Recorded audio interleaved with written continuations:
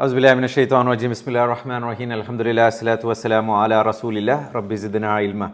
Assalamu alaikum wa rahmatullahi wa barakatuh. Safa. Wa alaikum salam. Rahmatullahi wa barakatuh. Alhamdulillah. So basically, so far we have been doing these sessions with the Shayan, but we are moving into the subjects of marriage and menstruation and divorce and things like that. So I thought it will be bit more relevant for you to discuss another couple of pages, inshallah. So basically what we will start is we will start with verse number 221 from Surah Al-Baqara, in which Allah subhanahu wa ta'ala says, وَلَا تَنْكِهُ الْمُشْرِكَاتِ حَتَّى يُؤْمِنَّ. So this is addressing the Muslims of Medina, saying that don't marry the mushrikat women. Mushrik means, do you know what is mushrik?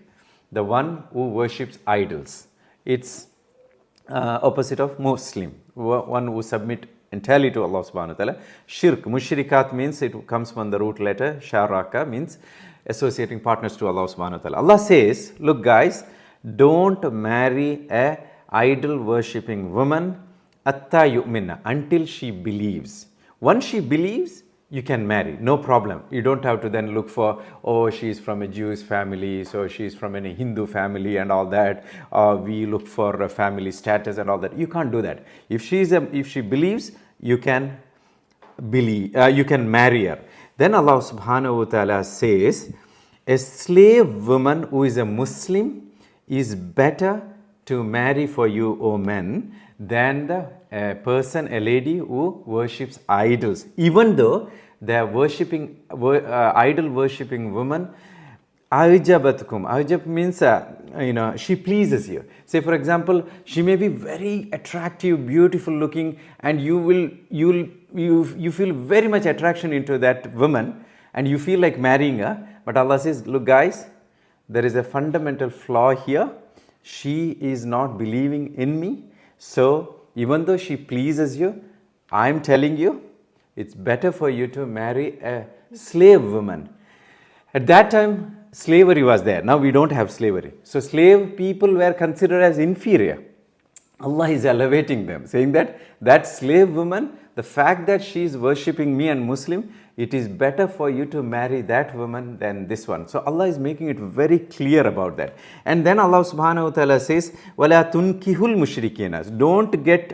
Don't give in marriage to mushrik or idol worshipping men. This is addressing the fathers or parents of Medina, saying that when you marry off your children, don't marry them into, say for example, when a Muslim man in Medina, when his daughter is about the age to get married, Allah subhanahu wa ta'ala is giving an instruction.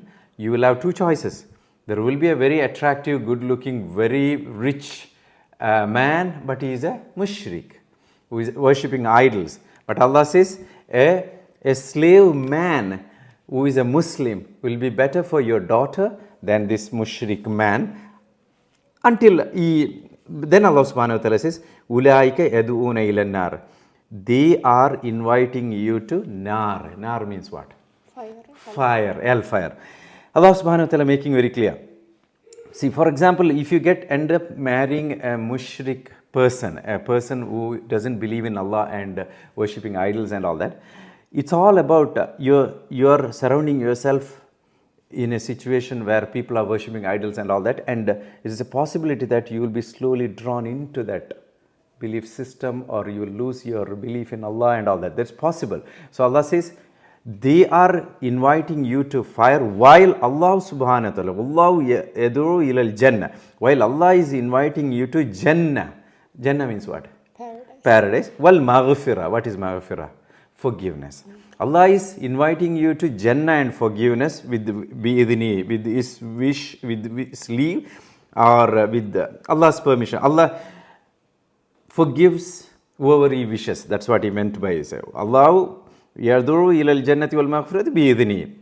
Then Allah says, وَيُبَيِّنُ ayati. Allah making it very clear, linnasi, for the people, all His ayats, proofs, لَعَلَّهُمْ يَتَذَكَّرُونَ, so that they will remember, reflect and all that. That's one concept about the marriage. So Allah making it very clear, when you get married, most important stuff you need to look for is, Muslim. are they Muslims? In the sense, are they truly believe in one Allah and the final Prophet Sallallahu Alaihi Wasallam, and they're living the life of Islam. That's what we need to look for. Number one.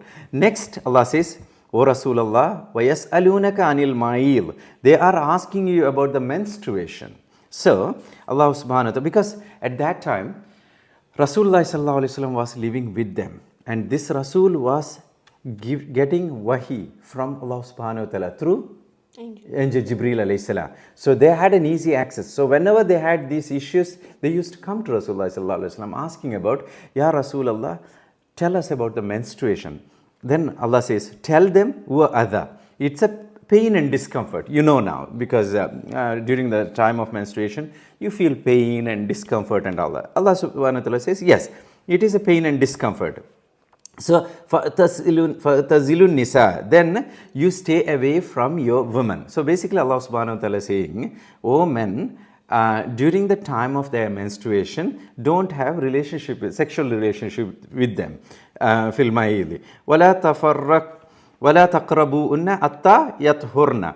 Don't approach them until they purify themselves. Means having that they take shower after their menstruation is finished, right, you guys? So that is purifying yourself. Then Allah says, once they purified themselves, once they finished that menstruation and had that shower or bath, then you can approach them however you wish, because it is your wife, legally married, and you can approach them however you wish. And then Allah subhanahu wa ta'ala says, Inna Allaha yuhibbut tawwabina wa yuhibbul mutatahhirin. Hubb means love.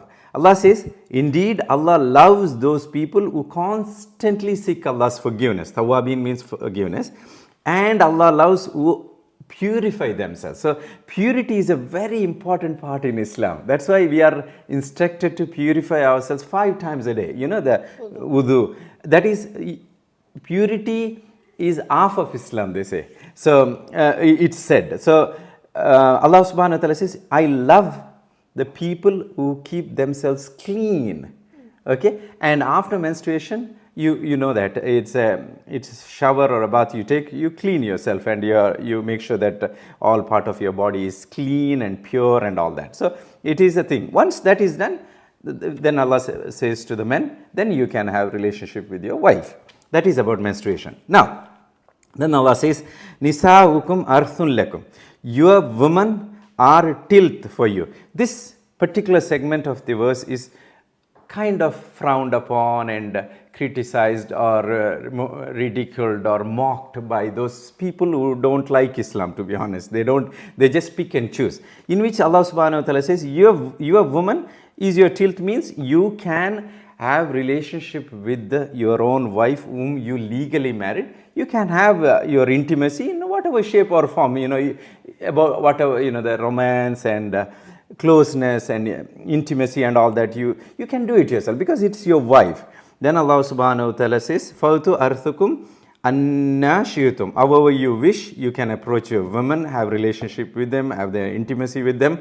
Then waqaddimu li anfusikum.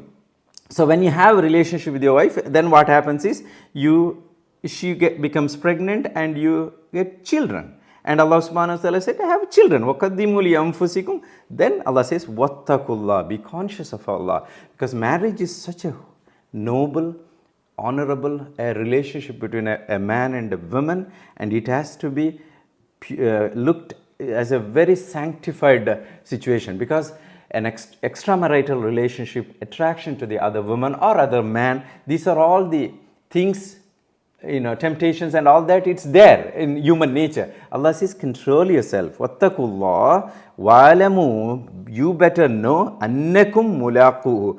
You indeed will meet Allah subhanahu wa ta'ala. And Allah knows exactly what is happening in your heart, even though you don't spell it out and all that. Allah knows that you are attracted, or you are having that infatuation, you are thinking about other women or other man and all that. Allah knows. Wa'lamu annakum mulaquhu. And you better know that you are going to meet him again. But Allah says, وَبَشِّرِ الْمُؤْمِنِينَ. While this infatuation, attraction and all that is part of a human nature, A Muslim, a mu'min, a person who believes in Allah, he controls himself. He says, as soon as the thought is being put by the shaitan in him about other men or other women for the men. So any extramarital relationship or whatever the thoughts comes to this mu'min's mind, he puts a block into that, saying that, I fear Allah. And Allah says, وَبَشِّرِ الْمُؤْمِنِينَ. Allah says, give glad tidings of Jannah actually for those people who believe in Allah and control themselves and have taqwa of Allah subhanahu wa ta'ala. Very, very important subject about the marriage, then about the menstruation and purifying yourself and having relationship with your wife and maintaining that sanctity of that relationship. May Allah subhanahu wa ta'ala help us to understand this concept and internalize it and implement it in our life. Amin ya Rabbal Alameen. Wa akhiru da'wana alhamdulillahi Rabbil Alameen. Assalamu alaikum. Wa alaikum assalam. Rahmatullahi wa barakatuhu.